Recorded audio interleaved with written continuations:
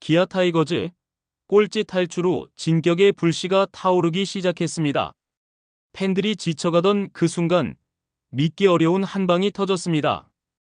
위즈덤의 멀티 홈런, 그리고 579일 만에 1군에서 날린 오선우의 극적인 투런포. 타격이 살아나고 분위기는 달아오르며 이제 복귀를 앞둔 김도영까지. 기아의 반등, 진짜 시작될 수 있을까요? 지금부터 기아의 새로운 희망 오선우의 가능성과 다가올 김도영 복귀가 만들어낼 팀 시너지, 그리고 2025년 기아 타이거즈가 반등하기 위한 조건들을 본격 분석해 보겠습니다. 구독과 좋아요는 영상 제작에 큰 힘이 됩니다. 2025년 4월 13일 광주 챔피언스필드에서 팬들이 환호성을 터뜨린 순간이 있었습니다.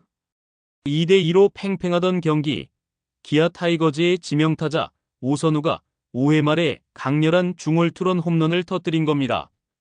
이 홈런은 단순한 점수 이상의 의미를 가졌습니다. 오선우에게는 무려 579일 만에 1군 홈런이자 기아 타이거즈에게는 최하위 탈출의 전환점이 된 승부의 분기점이었기 때문이죠. 오선우는 오랜 시간 1군과 2군을 오가며 노망주라는 꼬리표를 달았던 선수였습니다. 그러나 이번 시즌 퓨처스리그에서 타율 4할이 넘는 기세를 보이며 이범호 감독의 선택을 이끌어냈고 콜업과 동시에 승부사 기질을 보여줬습니다. 더 흥미로운 건 오선우의 잠재력이 이변이 아니라는 점입니다. 그는 아마 시절부터 압도적인 장타력과 빠른 손목 회전, 무시무시한 배트 스피드를 자랑하며 언젠가는 터질 제목으로 불려왔죠.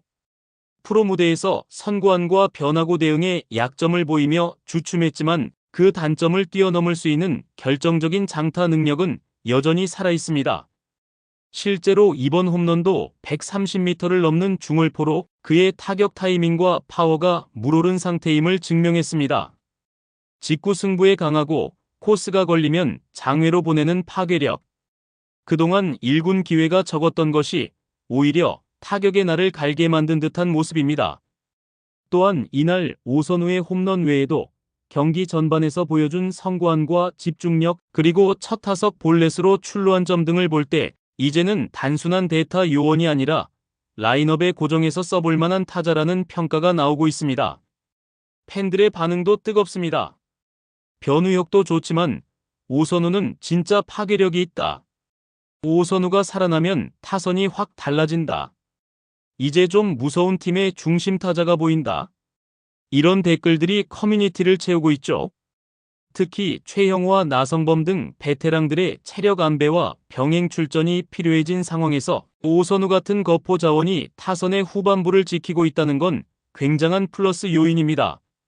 지명타자, 일루수, 좌익수 등 다양한 포지션에서 유동적으로 활용 가능한 점도 앞으로의 로스터 운영에 있어 기아에게 상당한 무기가 될 수 있습니다.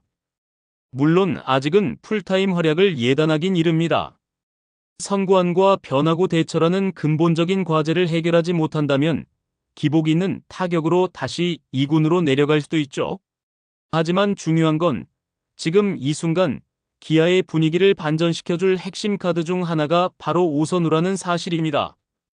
이번 홈런이 단발성일지 아니면 반등의 시작일지는 이제부터의 기용 방식과 타순 배치에 달려 있습니다. 그만큼 감독의 유연한 판단과 결단이 중요한 시점이죠. 기아 팬들의 또 다른 가장 큰 기대는 역시 김도영의 복귀입니다. 2024년을 지배했던 MVP의 부재는 2025년 기아의 타선 침체와 직결됐습니다. 하지만 이제 부상에서 회복 중인 김도영이 퓨처스리그 출전을 앞두고 있으며 이르면 4월 안에 1군에 합류할 것으로 전망되고 있죠. 그렇다면 질문이 하나 떠오릅니다. 김도영이 돌아오면 기아의 타선은 어떻게 구성되어야 할까? 단순히 그를 원래 자리인 3루수로 복귀시켜 기존 타순에 넣는 것만이 정답일까요? 아니면 이번 기회를 활용해 타선 전체를 유연하게 재편해야 할 시점일까요? 정답은 후자입니다. 왜냐하면 지금의 기아는 단순한 전력 회복이 아닌 분위기 반전과 리빌딩의 전환점이 필요한 팀이기 때문입니다. 김도영은 왼쪽 햄스트링 부상이었고 이미 기술 훈련을 통해 90% 이상 회복된 상태입니다. 하지만 감독 이범호의 말처럼 근육 부상은 재발 위험이 크기 때문에 초반부터 전력 질주, 수비, 3루 전담 수비를 시키는 건 모험적인 선택일 수 있죠. 이럴 땐 지명타자 기용이 최적의 대안이 될 수 있습니다. 지명타자로 먼저 투입하면 타격감 회복에 집중할 수 있고 주로 부담을 줄이며 수비 재투입 시점까지 시간을 벌 수 있습니다. 그리고 지명타자 슬롯이 비면 현재 뜨거운 타격감을 보이고 있는 변우혁을 계속 3루수로 기용할 수 있는 여유도 생깁니다. 이건 단순한 포지션 이동이 아니라 두 명의 강타자를 동시에 활용하는 해법입니다. 지명타자 슬롯이 김도영에게 넘어가면 기존 자리를 지켰던 최영우는 어떻게 해야 할까요? 답은 외야수로의 복귀입니다. 물론 최영우는 수비 부담이 크고 기동성에 한계가 있지만 현재 기아 외야 중 부진한 선수들이 꽤 많은 상황에서 타격 생산력을 고려하면 좌익수 혹은 우익수로의 투입은 충분히 고려할 만합니다. 이처럼 다양한 조합을 만들어 로테이션을 유기적으로 돌리는 것이 타선 활력 유지의 핵심입니다. 이 시점에서 가장 많은 팬들이 궁금해하는 건 오선우의 활용법입니다. 한 경기에서 3타점, 결승 홈런이라는 강렬한 인상을 남겼지만 일시적인 반짝 활약이었는지는 아직 단언할 수 없죠. 하지만 중요한 건 오선우가 지금 팀의 에너지와 활력을 상징하는 존재라는 겁니다. 이럴 때는 당장 성적보다도 기세와 분위기를 타는 선수를 계속 라인업에 유지하는 게 중요합니다. 그렇다면 활용법은 김도영이 지명타자, 변우혁 3루, 오선우 좌익수 또는 대타 요원으로 활용하는 방법, 최영우가 외야, 오선우의 지명타자 또는 좌익수, 타격 슬럼프 심한 선수를 휴식하게 하고 오선우를 선발타자로 대체하는 방법 등 이런 식으로 오선우를 계속 써야 한다는 전제하에 라인업을 세밀하게 조정하면 타선 전체의 숨통이 트이게 됩니다. 김도영이 돌아오면 자연스럽게 고민되는 건 타순 재편입니다. 지금 기아는 출루율이 낮은 1번 타자, 연결이 안 되는 중심 타선, 부진한 하위 타선 등 구조적인 문제가 있습니다.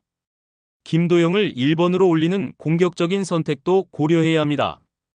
결국 승리를 위해서 유기적인 순번을 찾아 파워와 유연성, 연결과 생산력을 조화롭게 배치하면 지금의 침체된 타선도 반등의 기회를 찾을 수 있습니다. 기아 타이거즈의 2025 시즌은 아직 끝나지 않았습니다. 오선우의 깜짝 홈런, 위즈덤의 존재감, 그리고 김도영의 복귀.